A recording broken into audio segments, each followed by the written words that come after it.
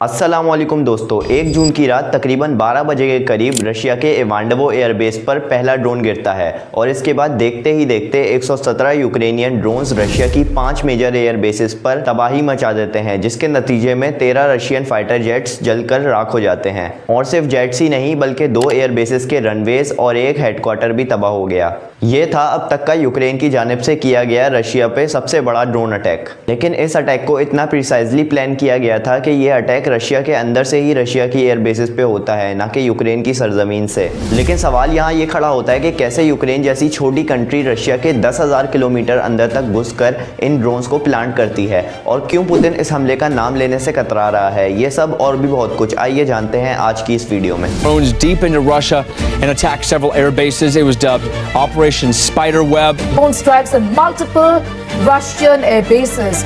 This was under its Operation Spider's Web. Russia's drone attack raises a critical question. Why did Russia fail to detect Ukraine's biggest attack on its soil? Operation Spiderweb showed that modern war really looks like.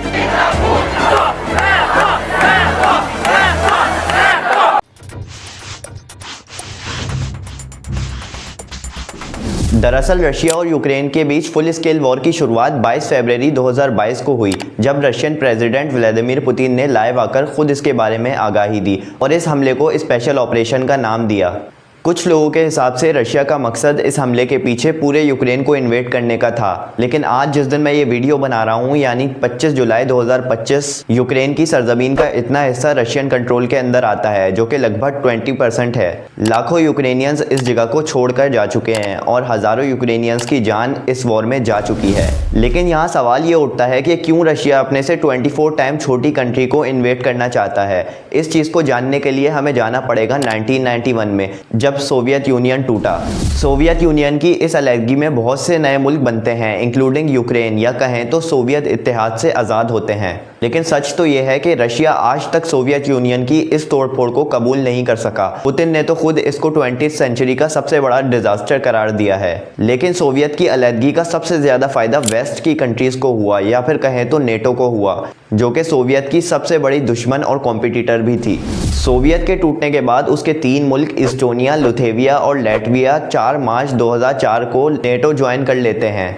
अब ये बिल्कुल Russia के जख्मों पर नमक छिड़कने की तरह था कि पहले तो मुल्क अलहदा हुआ और अब अलहदा हुआ हिस्सा जाके दुश्मनों के साथ ही मिल गया। इस मौके पर रशिया को ये डर पैदा हो गया था कि अब नेटो रशिया के तमाम नेबरिंग कंट्रीज़ पर अपनी पकड़ मजबूत कर लेगा। बस इसी डर से रशिया ने अपनी तमाम नेबरिंग कंट्रीज से अलायंस मजबूत करना शुरू कर दी।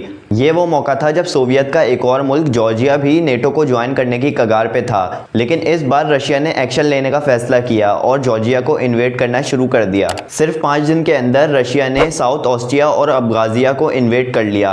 बाद में फ्रांस ने बीच में आकर सीज फायर करा दी, नहीं तो यहाँ रशिया पूरे जॉर्जिया पे अपना कब्जा जमाना चाहता था। इस 5 डे वॉर के नतीजे में नेटो ने जॉर्जिया का प्रपोजल फ्रीज कर दिया और ये एक ऐसा मौका था जहाँ पर रशिया की नेबरिंग कंट्रीज के अंदर नेटो ज्वाइन करने का डर सा बैठ गया था। इस वक्त तक धीरे धीरे यूक्रेन भी वेस्ट के करीब आता जा रहा था और 2013 के अंदर एक EU एसोसिएशन को साइन करना था, लेकिन एंड वक्त पे यूक्रेन के प्राइम मिनिस्टर ने डील साइन करने से इनकार कर दिया, जिसके बदले में रशिया ने यूक्रेन को 15 बिलियन का बेल आउट ऑफर किया। साथ ही साथ ऑयल और गैस के भी दाम कम कर दिए। इस EU एग्रीमेंट को साइन ना करने की वजह से ईस्ट यूक्रेन में लोग सड़कों पर निकल आते हैं और यूक्रेन का तख्ता पलट कर देते हैं। इसके बाद यूक्रेन में आती है एक प्रो वेस्ट सरकार। यहाँ से रशिया ने भी अपना रिएक्शन देना शुरू कर दिया। 2014 में बिना किसी हमले के रशिया ने क्रीमिया पर कब्जा कर लिया। ये रशिया की जानिब से एक ऐसा मिलिट्री एक्ट था जिसने पूरी दुनिया को हैरान कर दिया। इसके बाद यूक्रेन ने डोनेस्क और लुहांस्क के इलाकों में लोकल रेबल्स को सपोर्ट करना शुरू कर दिया। दरअसल ये यूक्रेन के वो इलाके थे जहां पर रशियन बोलने वालों की तादाद ज़्यादा थी और पुतिन ने इसी बात का फ़ायदा उठाया। लेकिन असल मकसद तो पुतिन का इन इलाकों पर अपना इन्फ्लुएंस जमाने का था। 2021 के एंड तक कुछ सैटेलाइट इमेजेस से पता लगता है कि रशिया ने यूक्रेन के बॉर्डर पे हज़ारों फौजियों और टैंक्स को तैनात कर दिया है। ये एक ऐसा मौका था जहां पर पूरी दुनिया को पता लग चुका था कि अब रशिया यूक्रेन पे फुल स्केल हमला करने वाला है, और कुछ ऐसा ही हुआ। 24 फरवरी 2022 रशिया ने यूक्रेन पर फुल स्केल हमला कर दिया। Just hours ago, Russian forces began their attack. President Vladimir Putin warning other countries that any attempt to interfere with the Russian action will lead to, quote, consequences they have never seen. Russian missiles ने Ukraine में चारों तरफ तबाही मचा दी और invasion start कर दिया। Putin का कहना था कि हम यूक्रेन को डीनेजिफाई और डीमिलिटराइज करना चाहते हैं, लेकिन ये सिर्फ एक एक्सक्यूज था। रशिया यही चाहता था कि यूक्रेन कभी भी नेटो का हिस्सा ना बने, क्योंकि अगर यूक्रेन गलती से भी नेटो का हिस्सा बन जाता तो रशियन बॉर्डर्स बिल्कुल ही अनसेफ हो जाते। रशिया के इस अटैक पर नेटो की कंट्रीज ने रशिया की सख्त मुखालिफत करी। यूएस, यूके और कनाडा ने यूक्रेन की खुलकर हिमायत करी और हर तरह की मिलिट्री एड प्रोवाइड करी। यही एक मेजर रीज़न था जिसकी वजह से यूक्रेन ने आज तक रशिया को फुल इन्वेजन से रोक रखा है। 2023 और 24 के आते आते इस जंग ने एक नया मोड़ लिया। डोनेस्क, बखमत और खारकोव जैसे इलाके लड़ाई का मरकज बन गए। फिर आती है 1 जून की वो रात जब यूक्रेन रशिया पर ऑपरेशन स्पाइडर वेब लॉन्च करता है और रशिया को एक ऐसा जख्म देता है जो कि उनकी सिक्योरिटी और इंटेलिजेंस पे एक बड़ा सवाल उठाती है। इस अटैक से एक और चीज़ जाहिर होती है कि यूक्रेन सिर्फ अपना सेल्फ डिफेंस नहीं कर रहा बल्कि काउंटर अटैक भी कर रहा है। आज ये वॉर सिर्फ यूक्रेन के इलाके की नहीं है बल्कि ईस्ट और वेस्ट के दरमियान कोल्ड वॉर टाइप बन चुकी है।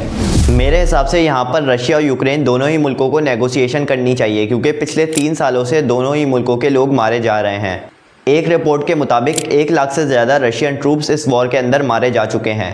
ये रिपोर्ट इस बात का खुला सबूत देती है कि वॉर में किसी भी कंट्री की जीत नहीं होती, लोग दोनों तरफ के ही मारे जाते हैं। भले ही रशिया ने 20% यूक्रेन का इलाका कंट्रोल में ले लिया, लेकिन इन 1 लाख लोगों की कीमत पर।